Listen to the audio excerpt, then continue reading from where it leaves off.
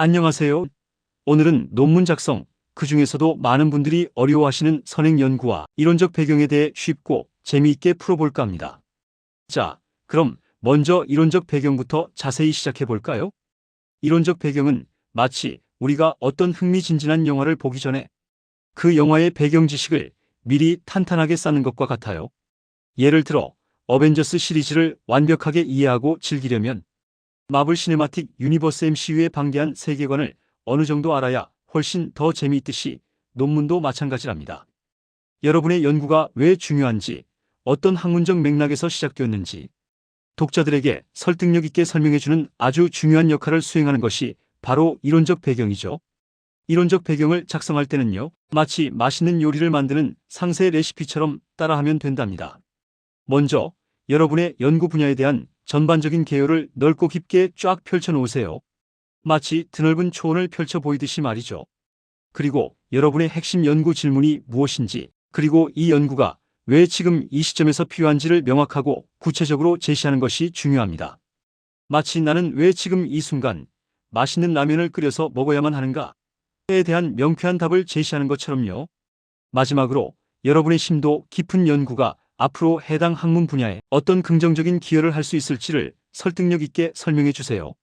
이 라면은 단순한 라면이 아니라 전 세계인의 입맛을 사로잡을 혁신적인 라면이 될 것이다. 처럼 자신감과 비전을 가지고 명확하게 말이죠. 이론적 배경은 탄탄한 논문의 서론을 구성하는데 필수적인 논리적 근거를 제공하고 창의적인 연구 설계를 위한 중요한 참고 자료가 되며 심도 깊은 논의를 위한 객관적인 기준을 설정하는 데 결정적인 역할을 합니다. 마치 튼튼한 집을 지을 때 가장 먼저 견고하고 안정적인 기초 공사를 심혈을 기울여서 하는 것과 똑같죠. 연구하고자 하는 변수의 개념을 명확하게 정의하고 그 변수의 다양한 구성 요소를 체계적으로 분석하며 기존의 선행 연구들을 비판적으로 검토하고 종합적으로 정리하는 것이 매우 중요합니다. 다음으로 선행 연구에 대해 자세히 알아볼까요? 선행 연구는 마치 숙련된 탐험가가 미지의 새로운 땅을 탐험하기 전에 이미 탐험된 지역의 지도를 꼼꼼하게 살펴보는 것과 같습니다. 선행 연구를 통해 우리는 기존 연구의 흐름을 정확하게 파악하고 아직 밝혀지지 않은 부분, 즉 추가적인 연구가 절실히 필요한 부분은 무엇인지, 그리고 기존 연구들의 방법론적인 한계점은 무엇인지를 명확하게 알 수 있습니다. 또한 우리 자신의 연구를 위한 견고한 이론적 기반을 확립하는 데에도 매우 큰 도움을 준답니다. 선행 연구를 꼼꼼하게 작성할 때는요, 마치 날카로운 분석력을 가진 인터뷰어처럼 기존 연구들을 예리하게 살펴보세요. 연구에서 제기된 문제, 설정된 연구 가설, 적용된 연구 방법 등 다양한 측면에서 기존 연구들의 문제점을 비판적으로 검토하고 선행 연구들의 결과 간의 일치점과 불일치점을 꼼꼼하게 분석하는 것이 중요합니다. 그리고 왜 그러한 차이가 발생하는지에 대해 합리적인 이유를 추론해보는 심층적인 과정이 필요합니다. 마치 명석한 두뇌를 가진 셜록 홈즈처럼 논리적으로 추리하는 거죠. 선행 연구를 체계적으로 정리할 때는요, 마치 거대한 도서관에 유능한 사서처럼 관련 연구들을 주제별로 분류하고 체계적으로 정리해야 합니다.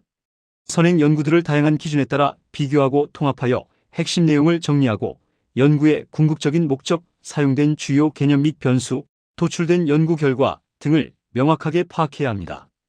유사한 주제나 변수를 다룬 연구들을 그룹으로 묶어서 비교 분석하고 각 연구들의 공통점과 차이점을 명확하게 정리하는 것도 매우 중요합니다. 엑셀과 같은 스프레드시트 프로그램을 활용하면 훨씬 더 효율적으로 선행 연구를 정리하고 관리할 수 있겠죠? 자, 여기서 정말 중요한 팁 하나를 드릴게요. 선행 연구와 이론적 배경을 작성할 때 단순히 관련 선행 연구들을 피상적으로 나열하거나 기존 연구의 내용을 단순하게 요약하는 것을 최대한 피해야 합니다. 마치 흥미진진한 영화의 줄거리를 피상적으로 설명하는 것만으로는 충분하지 않듯이 기존 연구들을 비판적으로 분석하고 통합하여 자신만의 논리를 구축하는 것이 중요합니다. 이론적 배경은 핵심 개념 정의에서 시작하여 최종 연구, 방향 설정에 이르기까지 전체적으로 논리적인 흐름을 일관성 있게 구성해야 하고요. 마치 굽이쳐 흐르는 강물이 끊임없이 이어지듯이 모든 내용이 자연스럽게 연결되어야 하죠. 그리고 참고 문헌으로 사용한 자료의 신뢰도를 철저하게 확인하는 것을 절대로 잊지 마세요. 마치 유명한 맛집을 신중하게 고를 때 무분별한 블로그 후기만 맹신하지 않고 다양한 정보 소스를 꼼꼼하게 교차 검증하는 것처럼 학문적 엄밀성을 유지하기 위해서는 신뢰할 수 있는 공신력 있는 자료만을 사용하는 것이 매우 중요합니다. 만약 여러분의 연구 주제와 관련된 선행 연구가 부족하거나 거의 없다면 여러분의 연구 주제가 현실적으로 세상에 크게 필요하지 않거나 또는 여러분이 아직 관련 선행 연구를 제대로 찾지 못했을 가능성이 있습니다. 이럴 때는 좌절하지 말고 관련된 선행 연구를 찾기 위해 더욱 적극적으로 노력해야 합니다.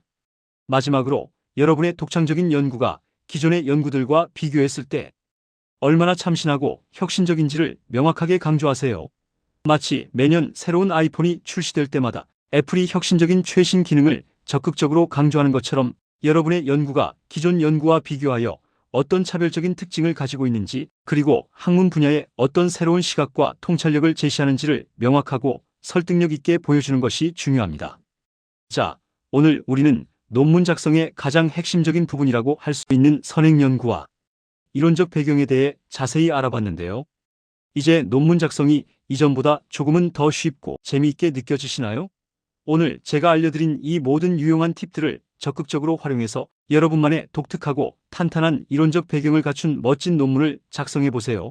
그리고 혹시 논문 작성과 관련하여 더 궁금한 점이나 어려움이 있다면 언제든지 편안하게 댓글로 질문해 주세요. 제가 아는 모든 지식과 경험을 바탕으로 여러분에게 최대한 도움을 드릴게요. 그럼 다음에 더욱 유익하고 흥미로운 정보로 다시 만나요. 늘 여러분의 학문적 성공을 응원합니다. 하베스트 대학교 교수 이성상입니다.